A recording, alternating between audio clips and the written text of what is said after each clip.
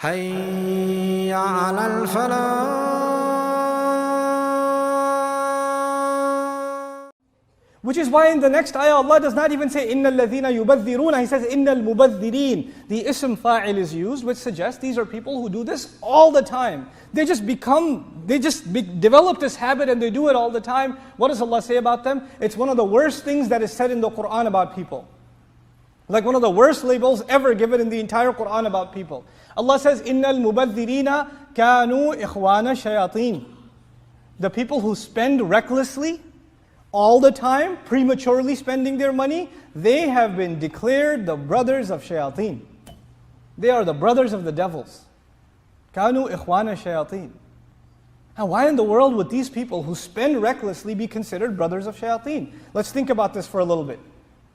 First and foremost, al-ajilatu min ash-shaytan. Rushing comes from shaitan. The idea of you becoming impulsive and rushing into spending your money without thinking twice about it, that is actually something satanic to begin with.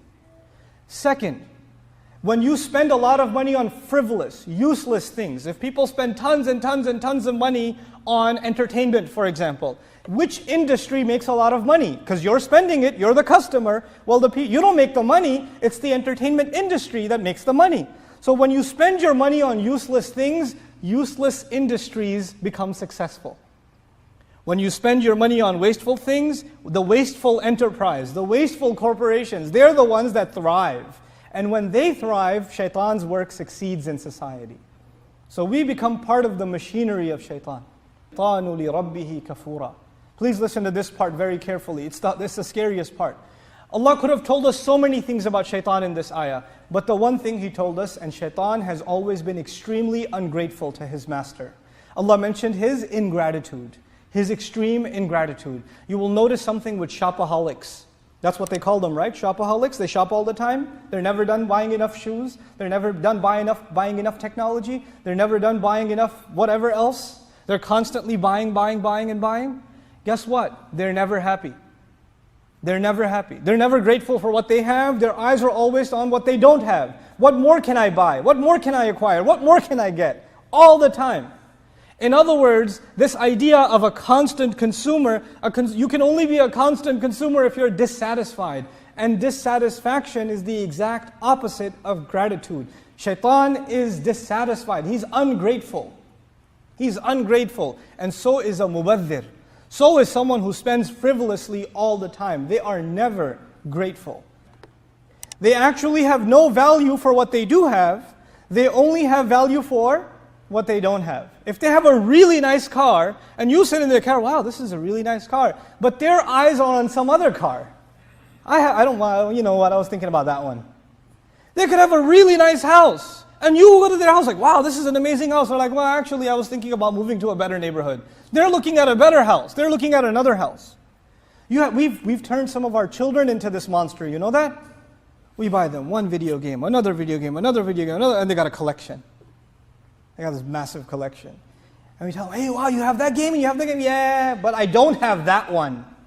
That's what's really burning my soul right now, is I don't have that one. You know? What we've done with the new iPhone culture. As you have an iPhone 4, astaghfirullah al-azim. What kind of primitive Muslim are you? You don't even have an iPhone 5. You have a 5, you only have a 5C? Oh, miskeen, you don't have a 5S? You know, and even the one who has 5S is making dua late at night, you know, when there's a 6 coming out. You know, like. So the idea of you just constantly being dissatisfied with what you have, it's not enough for you. You want something more, you want something more, you want something more. And it's a constant thing. And even though all of us, by the way, human beings have a tendency to want something better. We have that. We're always going to like another car. It's always going to be there. You're always going to drive by a nice neighborhood and like the neighborhood. That's natural. You're always going to go to a store and look at some clothes that you cannot afford or didn't buy, but they're nice. We have that inside of us. But the difference between that and a mubadhir is the mubadhir has no brakes. He sees it, he likes it, he gets it. إِنَّ الْمُبَذِّرِينَ كَانُوا إِخْوَانَ الشَّيَاطِينَ وَكَانَ الشَّيْطَانُ لِرَبِّهِ كَفُورًا. May Allah Azza wa Jal make us people who are serious about the way they think about their money. Because the next ayah is about money, and I know I'm getting late, I'll just share it very, very quickly with you. Allah describes the scenario about a person who has some money. and then their relative comes to them, or a poor person comes to them, or a neighbor comes to them, a miskeen comes to them and asks them for help. And maybe you don't have right now. Maybe you put your money in some investment already, or you barely have enough for yourself, and you're not able to give them. Sometimes people ask you and you're not able to give. Speak with them in easy, soft language, subhanallah. Because when they came to us asking us, they were bringing with them the rahmah of Allah. And when we could not give them, then we have to beg for the rahmah of Allah that came and we could not afford it. We could not get it, you see? This is the ultimate rizq. The real rizq we get is not the things we buy. The real rizq we get is the rahmah of Allah. And that comes when we give, not when we buy. فَإِنَّهُ كَانَ لِلْأَوَّابِينَ غَفُورًا. So now Allah gives us advice about how to spend our money. And He says, وَآتِ ذَا الْقُرْبَ حَقَّهُ. And give to the one who possesses closeness. Not ذَوِي الْقُرْبَ, ذَا الْقُرْبَ, mufrad, one. Give the one relative his right. Allah is not making us think about all of our relatives at the same time. It is as though Allah is saying, consider each one of them individually. Consider each one of them individually. What happens in a lot of families?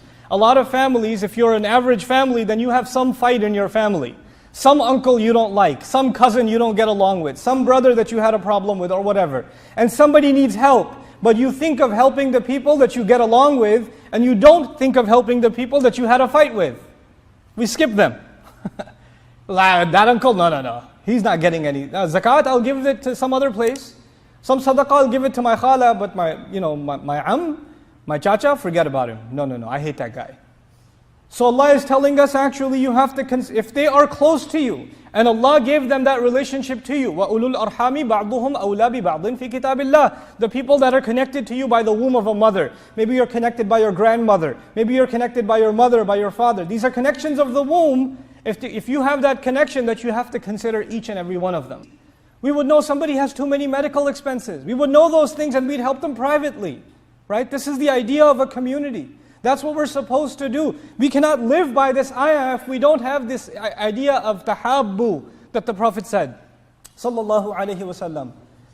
That you're not going to have iman until you love one another. You have to love one another. And the idea of afshu salam in that same hadith, spread the salam. Why spread the salam? It's not salamu alaikum wa alaikum salam. Okay, you go, you get your shoes, I get my shoes, and we're out of here. That's not the only salam. Salam means you introduce yourself to each other. You get to know one another. He says, وَلَا تُبَذِّرْ تَبْذِيرًا. وَلَا تُبَذِّرْ تَبْذِيرًا. Don't spend frivolously, and don't go out of your way to spend wastefully. Let me explain these words a little bit. Al-badr أول ما يخرج من الأرض من الزرع والبقل. Like the first thing that comes out of the ground is called al-badr. In other words, when a farmer plants the seed and the plant starts coming out, you have to wait a long time before it's fully grown. But if it's just come out a little bit, it's premature. It's not ready. If you cut it right now, there's no benefit. But there are some people who their money, as soon as the money comes into their hand, they spend it. As soon as it comes in their hand, they spend it. As soon as they get their paycheck, they have to get a new pair of Jordans. Or they have to get a big screen TV. Or they have to get, go to a really expensive restaurant and spend all their money every chance they get.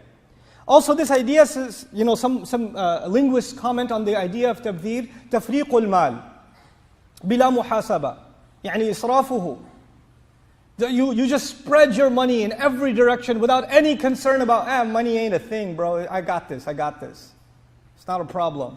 You walk into like a Best Buy, I want the biggest TV you got. That one's $8,000. I don't care. Put it in. I got this. Now here it's important that Allah adds, وَلَا تُبَذِّرْ تَبْذِيرًا. Please listen to this carefully. Allah did not just say, don't spend your money wastefully. He said, don't go out of your way to spend money wastefully, which is the incredible hikmah of the Qur'an. To some extent, all of us will waste some money. It's inevitable.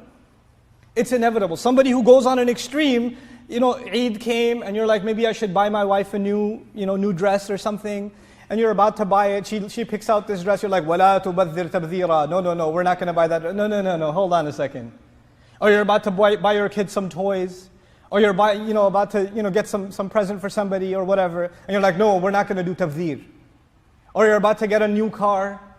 right? And you're like, no, I don't want to do tabdhir. I'll get a 1978 Cutlass Sierra, and that's, anything more than that, I don't need it, because it still has 4 wheels and it still goes from point A to point B. So I'm just going to buy myself a donkey and a cart behind it, and that's how I'm going to live my life, even if the HOA has a problem with that.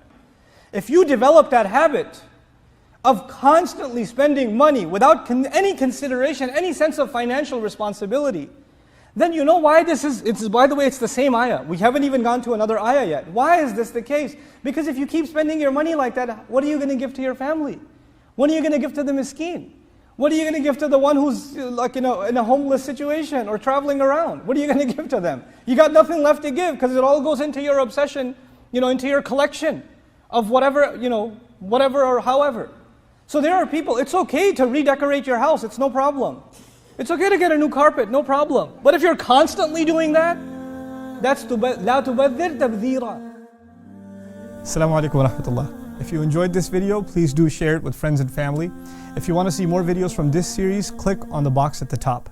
If you want to see other videos, click on the box at the bottom. And don't forget to hit the subscribe button. Thanks.